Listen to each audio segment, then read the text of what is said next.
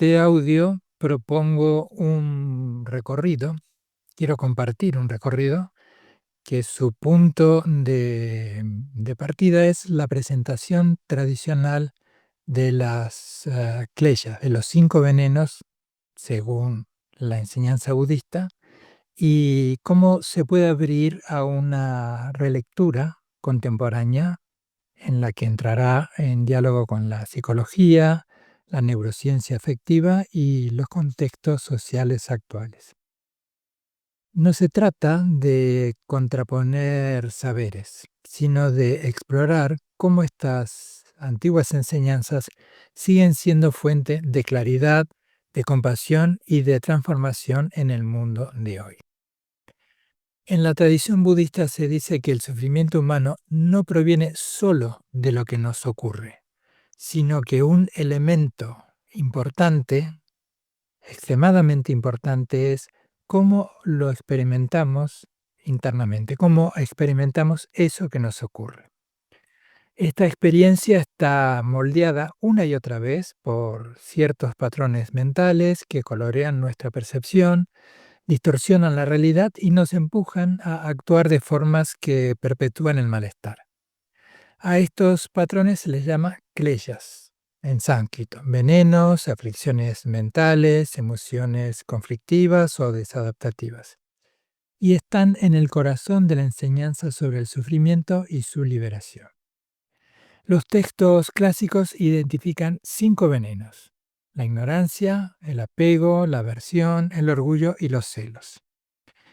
Estas 5 emociones desadaptativas, estos 5 venenos, estas 5 kleyas, no solo reúnen las raíces del sufrimiento, sino que dan lugar a una gran variedad de emociones y reacciones que afectan nuestra vida cotidiana. Una rápida definición tradicional, a riesgo de empobrecerla, de las 5 kleyas que acabo de mencionar. Ignorancia. Considerada la raíz de todos los demás venenos. La ignorancia es la confusión básica sobre la naturaleza de la realidad. Consiste en no reconocer la impermanencia, la interdependencia y la vacuidad de los fenómenos. En este estado se perciben los fenómenos como sólidos, concretos, permanentes, lo cual da lugar al ego y a sus defensas. Apego. Surge del deseo por obtener, retener o aferrarse a objetos, personas o experiencias placenteras. Este impulso crea dependencia, insatisfacción crónica y sufrimiento ante la pérdida o la imposibilidad de satisfacer el deseo. Aversión. Es el rechazo indiscriminado hacia lo desagradable, lo que consideramos una amenaza o fuente de dolor. Puede manifestarse como ira, odio, resentimiento y genera conflictos internos y externos. Orgullo. El orgullo se basa en una visión inflada del ego, en una visión inflada de uno mismo, comparativa y egocéntrica. Conduce a la sobrevaloración del yo y a la desvalorización de los demás. Y por último, la envidia.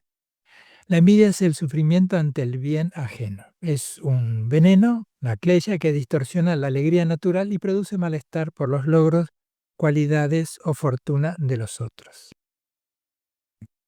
Estos venenos, aunque tengan una descripción metafórica, no son solo esto, precisamente metáforas poéticas. Son experiencias reales, cotidianas.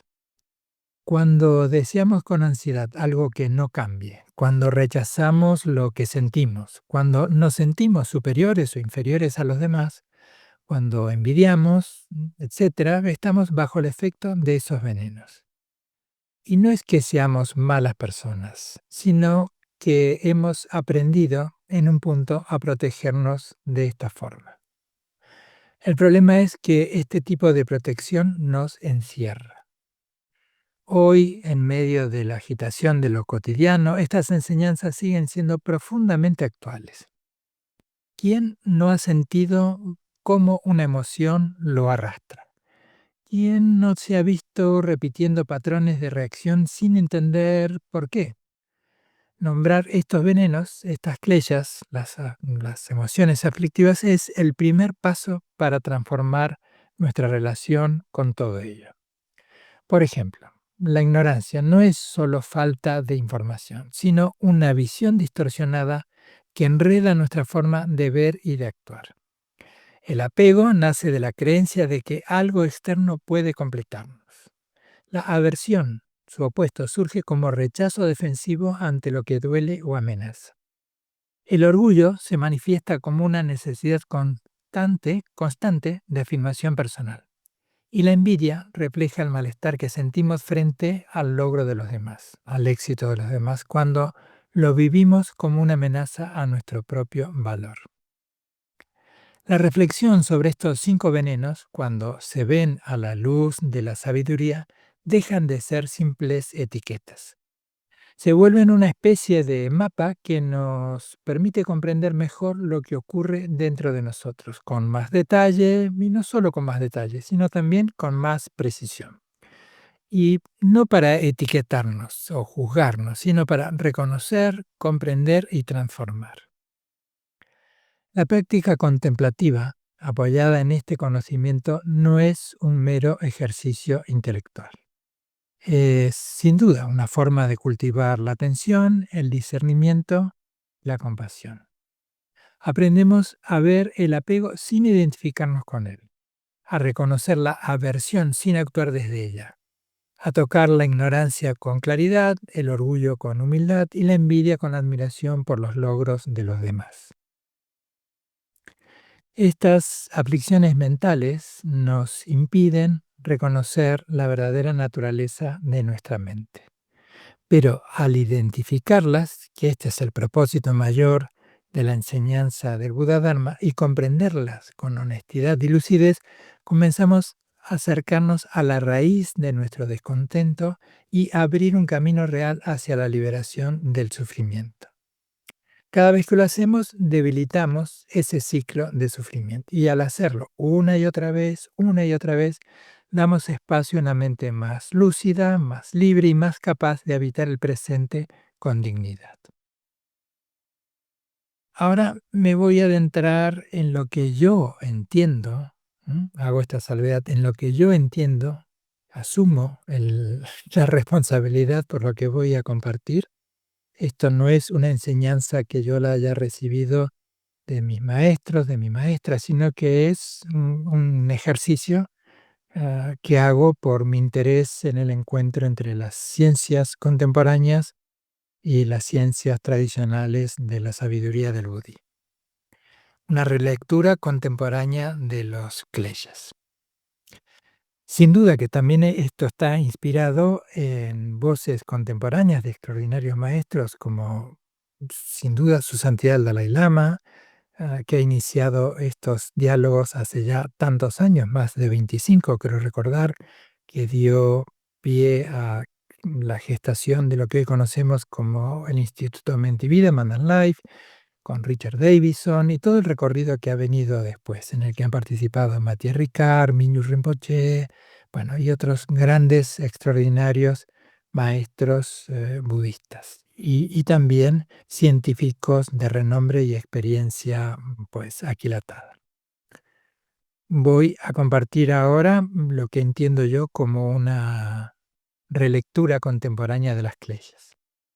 Desde la psicología moderna, la neurociencia afectiva y la experiencia cotidiana en sociedades hiperconectadas y fragmentadas como las nuestras, es posible reinterpretar las kleshas, los 5 venenos, no solo como obstáculos espirituales, sino también como patrones emocionales y cognitivos condicionados que pueden transformarse con práctica y conciencia. Entiendo la ignorancia en este contexto como desconexión y alienación. Tradicionalmente, vamos a recordarlo, el budismo describe la ignorancia como la raíz de todo sufrimiento. Una ceguera básica, un error activo de la mente ante la verdadera naturaleza de la realidad. Al decir del anterior Kalu Rinpoche, la mente que confunde aquello que es conocido como lo otro y aquello que conoce como el yo. Todo esto nos hace creer que las cosas, esta distorsión, nos hace creer, esta ignorancia, nos hace afirmar que las cosas son permanentes, sólidas y separadas. Desde esta ilusión, insisto, muy esquemáticamente, en esta exposición, se forma el ego. Todo es algo más complejo, pero en economía del lenguaje lo presento de esta manera. Desde esta ilusión se forma el ego. Se alimentan los deseos y se cultivan las aversiones. En la visión contemporánea, esta ignorancia puede dar lugar a formas más sutiles y modernas de repensarnos. Hoy podríamos describirla como una desconexión creciente de nosotros mismos, de los demás y del entorno. Una experiencia emocional vivida como la sensación de estar separados, aislados, incluso dentro de los vínculos familiares o comunidades de pertenencia. Es una suerte de ignorancia que se manifiesta como falta de sentido, fragmentación interior y desarraigo existencial. En su libro El perfil emocional de tu cerebro, Richard Davidson, a quien nombraba hace unos minutos, propone que ciertas configuraciones mentales sostenidas por la cultura y la repetición emocional llevan a circuitos neuronales que refuerzan esa sensación de desconexión. No se trata simplemente de no saber, sino de vivir en un estado afectivo de separación. En términos neurobiológicos, esta ignorancia se correlaciona con la baja activación de los circuitos asociados a la empatía, a la regulación emocional y al sentido de pertenencia. Esta forma de ignorancia se expresa de varias maneras. Podríamos expresarla en 4 puntos: desconexión emocional, dificultad para sentir y procesar el propio mundo interior, indiferencia social, retraimiento frente al dolor ajeno, una suerte de anestesia empática, pérdida de sentido, desconexión de cualquier propósito vital más allá del rendimiento o la apariencia, desvinculación ecológica, olvido de nuestra interdependencia con los sistemas vivos que nos sostienen. Desde la perspectiva del Dharma, la ignorancia no se supera solo con ideas o discursos, sino a través de una práctica que nos reoriente hacia la presencia lúcida, la interdependencia y la compasión activa.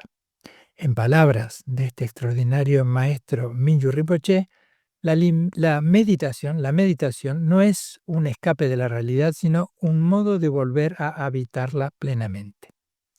La tarea de sanar esta ignorancia no es solo individual. En un mundo hiperconectado, digitalmente pero desconectado afectivamente, recuperar el sentido de pertenencia, de cuidado mutuo y de atención plena compartida es una forma contemporánea de sabiduría. 2. Apego como compulsión emocional y búsqueda de regulación. En la enseñanza budista, el apego es otro de los 3 venenos fundamentales. Se manifiesta como deseo aferrado, como impulso que nos lleva a querer retener aquello que nos brinda placer, seguridad o validación. Pero en realidad este tipo de apego no es amor ni vínculo ni intimidad, es miedo a perder lo que creemos necesitar para sentirnos completos. En el contexto actual, este veneno toma formas cada vez más complejas. Ya no se expresa solo como deseo por objetos o personas, sino como patrones compulsivos profundamente enraizados en el intento de regular el malestar interno. Adicciones, consumo excesivo, dependencia afectiva, uso reiterado de pantallas, comida o vínculos para calmar emociones que no sabemos sostener. Todo ello, por decirlo de alguna manera, responde a una lógica de recompensa inmediata que a la larga nos deja más vacíos que antes. Desde la neurociencia se sabe que el apego se asocia con la activación del sistema dopaminérgico. Cada, entrecomillado, descarga de placer fortalece circuitos de anticipación y búsqueda más que de satisfacción profunda. Como señalan Davidson y Bagley, en el circuito de recompensa se vuelve cada vez más sensible a la expectativa, pero menos capaz de sostener el bienestar duradero. En otras palabras, cuanto más buscamos gratificación, menos la sentimos. Curioso, ¿verdad? Paradójico. Pero hay algo más profundo. El apego es también una estrategia fallida de regulación emocional. Buscamos lo que nos calma, lo que mitiga el vacío, lo que alivia la ansiedad de existir. Y en ese proceso confundimos alivio con libertad. Tal como han mostrado estudios de Lutz y Ricard, las prácticas meditativas que cultivan compasión y atención plena no solo modifican el patrón de recompensa cerebral, sino que reeducan la mente para que encuentre bienestar en la estabilidad, no en la intensidad, para que encuentre bienestar en la estabilidad, no en la intensidad. Desde el punto de vista del Dharma, el antídoto al apego no es la represión ni el ascetismo extremo, sino la sabiduría del desapego amoroso. Reconocer que nada ni nadie puede garantizarnos una felicidad sólida, pero no por esto, sin embargo, no por esto nos vamos a cerrar a dar amor y a recibirlo. El desapego, resalto esto, no es frialdad. No es indiferencia, no es una gélida distancia, sino es claridad. Claridad para desarrollar una forma de estar en relación con uno mismo y con los demás sin aferramiento, sin un instinto compulsivo de posesión, ni tampoco de dependencia de los demás. Así el camino contemplativo nos invita no a evitar el deseo, no a evitar el deseo, sino a atravesarlo con conciencia, viendo qué lo mueve, qué lo alimenta, qué necesita en verdad. Porque debajo del apego no suele haber codicia, sino carencia. Y cuando esa carencia es vista con ternura, ya no necesitamos colmarla con otra cosa más que amor. Vamos a otro klesha, vamos a otra emoción desadaptativa. En este caso, la aversión como polarización y rechazo emocional. En el marco del budismo, la aversión es la respuesta impulsiva de rechazo ante aquello que nos resulta doloroso, amenazante o simplemente desagradable. Puede tomar la forma de ira, resentimiento, impaciencia, desprecio o incluso indiferencia hostil. Es un intento profundo de protegernos, pero en lugar de liberarnos del sufrimiento, la aversión lo perpetúa. La aversión puede ser incluso otra forma de apego. En el mundo contemporáneo, esta emoción encuentra un terreno fértil, muy fértil. Las redes sociales, los discursos políticos polarizados, los medios de comunicación y el anonimato digital amplifican el juicio, la intolerancia y la deshumanización del otro. La aversión ya no se dirige solo hacia personas o situaciones concretas, se instala como una forma de relación con lo diferente. La polarización social se vuelve una aversión colectiva donde se rechaza no solo lo que amenaza, sino lo que desafía nuestras certezas. Desde la psicología evolutiva se dice que el sistema de amenaza, profundamente arraigado en nuestro cerebro límbico, se activa ante señales de peligro.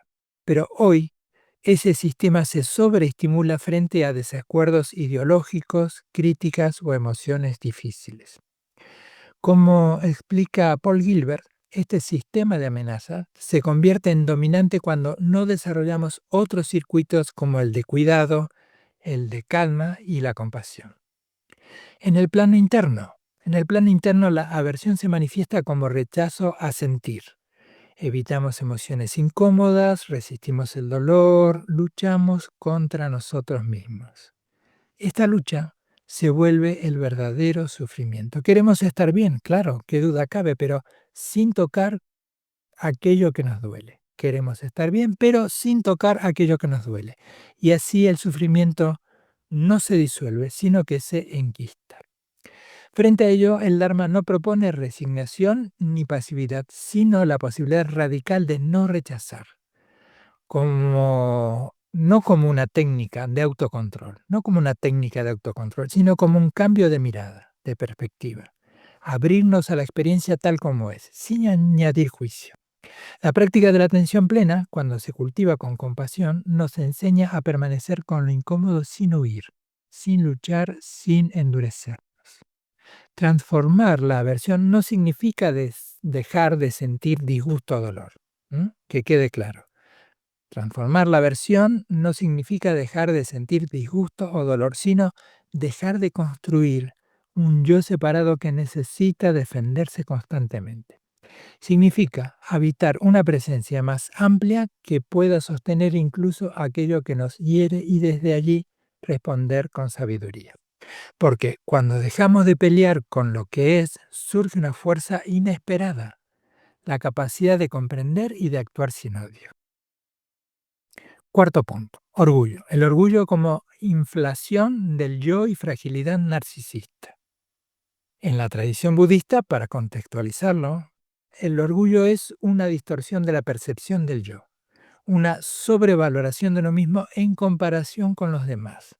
Puede presentarse como arrogancia evidente o como una forma más sutil de autoimportancia, pero su raíz es común. Una mente que se aferra a una identidad inflada, frágil, necesitada de validación constante. Hoy el orgullo se expresa en formas acordes a la cultura del rendimiento y la visibilidad. En una sociedad donde se mide el valor personal por la productividad, la imagen y la aceptación externa, el yo se vuelve un proyecto que debe ser gestionado y exhibido. El narcisismo ya no es una patología marginal, se ha convertido en un rasgo cultural promovido y recompensado. Esta inflación del yo convive, paradójicamente, con una profunda inseguridad. Cuanto más dependemos de la aprobación externa, más frágil se vuelve nuestra autoestima. Como señalan Christine Neff y Christopher Germer, el narcisismo moderno se sostiene sobre una base inestable. Exige constantemente éxito, reconocimiento y diferencia, pero no puede tolerar la vulnerabilidad ni el fracaso. Desde la neurociencia afectiva se ha observado que los patrones de orgullo defensivo activan circuitos de amenaza ante la crítica o el rechazo. Y esto genera una postura de hipervigilancia egocéntrica que dificulta la empatía y refuerza la separación. En cambio, las prácticas que cultivan la autocompasión y la humildad activan redes cerebrales vinculadas al sistema de afiliación y regulación emocional. En el camino del Dharma, el antídoto al orgullo no es la humillación, sino el reconocimiento lúcido de nuestra interdependencia.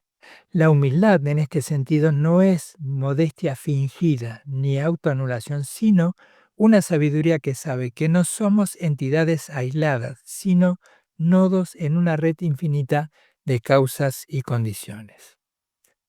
La práctica nos invita, la práctica, la reflexión nos invitan a soltar la necesidad de destacar, de diferenciarnos para sentir que valemos.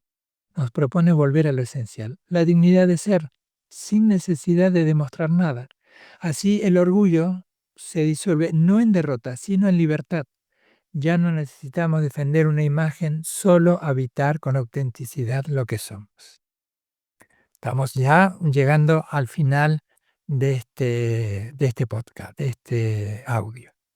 Envidia, la quinta de las cleyes. Envidia y celos como dolor comparativo y comparación social. En el budismo, la envidia y los celos se consideran perturbaciones mentales que surgen de la comparación. No se trata simplemente de querer lo que otros tienen, sino de sufrir por su felicidad, éxito o virtud. Es una forma de aversión teñida de carencia. Yo no tengo lo que tú tienes y por eso me duele tu alegría. En la actualidad, estas emociones han encontrado un escenario perfecto para multiplicarse, la cultura de la comparación constante. Otra vez, las redes sociales, las plataformas de visibilidad y métricas personales hacen que la vida de los demás sea continuamente visible, celebrada, mientras que la nuestra inevitablemente se siente incompleta. Un paréntesis. Cuando estoy mencionando a las redes sociales, las plataformas de visibilidad, no las estoy criticando en sí mismas, no las estoy despreciando. Yo las visito, me doy a conocer en ellas, me gusta comunicar, las utilizo. Estoy intentando señalar lo que deviene de ese uso indiscriminado, cuando las redes se apoderan de nosotros. Cuando las redes sociales, las plataformas de visibilidad, las métricas personales hacen que la vida de los demás sea continuamente visible, celebrada, mientras que la nuestra inevitablemente se siente incompleta. La neurociencia social ha mostrado que los circuitos cerebrales relacionados con el dolor físico se activan también en situaciones de exclusión, rechazo o comparación social negativa. Fíjate qué interesante. Es decir, la envidia no es solo una emoción cuestionada, sino que es un dolor real, experimentado como una herida en nuestra autoimagen. En su forma más dañina, la envidia nos desconecta de los demás y de nosotros mismos. Ese es el auténtico daño de la envidia. Nos impide alegrarnos por el bien ajeno y nos hace vivir desde la escasez, desde una mentalidad de pobreza. Pero también puede ser una señal. ¿Qué es lo que está señalando? Nos muestra dónde nos sentimos vacíos, dónde nos sentimos insuficientes, dónde hemos medido nuestro valor en función de lo externo. Desde la perspectiva del Dharma, el antídoto natural es el regocijo, la alegría empática, esa cualidad entrenable que nos invita a alegrarnos sinceramente del mérito y la felicidad de otros. Y este regocijo no se basa en una positividad artificial, sino en una comprensión profunda de la interdependencia. El bien de los demás también nos beneficia. No competimos, coexistimos. Matthieu Ricard, quien es también una extraordinaria referencia, sin duda no hace mucha falta que le presente, pero vamos a contextualizarlo, a recordarlo. Es un extraordinario maestro, un monje que ha tomado hace tantísimos años, más de 30 o tal vez más tiempo, la ordenación monástica y con una formación científica, pues con los años y su experiencia y ese coexistir con la sabiduría del Dharma y con extraordinarios maestros que él han tenido como su discípulo y en diálogo con las ciencias contemporáneas, pues expresa con claridad este vaso comunicante entre la ciencia de la mente, que es el budismo, y las ciencias contemporáneas. Es alguien que se ha convertido desde hace mucho tiempo en una extraordinaria referencia para mí. Matthieu Ricard lo expresa con claridad. La compasión y el altruismo no nos empobrecen, nos expanden. La práctica de regocijarse, ya presente, por ejemplo, en la plegaria de las 7 ramas, purifica el veneno comparativo y transforma la mirada. Deja de importar quién tiene más o quién tiene menos. Lo que importa es que haya más amor, más libertad, más lucidez en el mundo. Cuando soltamos la comparación, dejamos espacio para algo más verdadero. La alegría compartida, y en esa alegría compartida la envidia pierde fuerza, porque ya no estamos midiendo, estamos celebrando. Finalizando ya, y a modo de conclusión.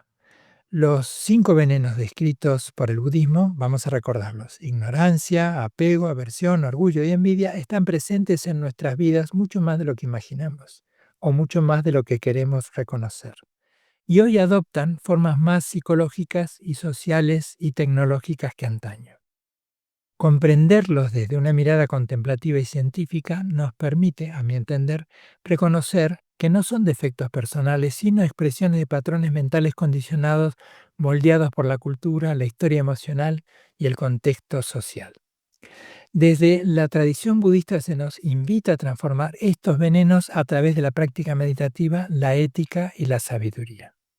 Desde la neurociencia y la psicología contemporánea comprendemos cómo estos estados aflictivos se sostienen en configuraciones neuronales y pueden ser modificados mediante la atención, la compasión y la autoindagación. Esta convergencia de miradas no busca, lo resalto, uniformar saberes, sino crear puentes entre la experiencia interior, la investigación científica y el cultivo del despertar. En tiempos de fragmentación, recordar que la mente humana puede entrenarse hacia la libertad y el cuidado es una forma urgente de sabiduría. Y con esto termino este recorrido por los 5 venenos y su relectura actual.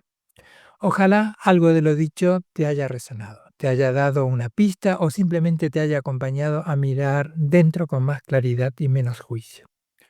No se trata de ser perfecto, sino de aprender a vernos con honestidad, porque cuando comprendemos lo que nos duele, también empezamos a descubrir lo que puede sanar. Muchas gracias por escuchar y por sostener este espacio de reflexión compartida. Muchas gracias.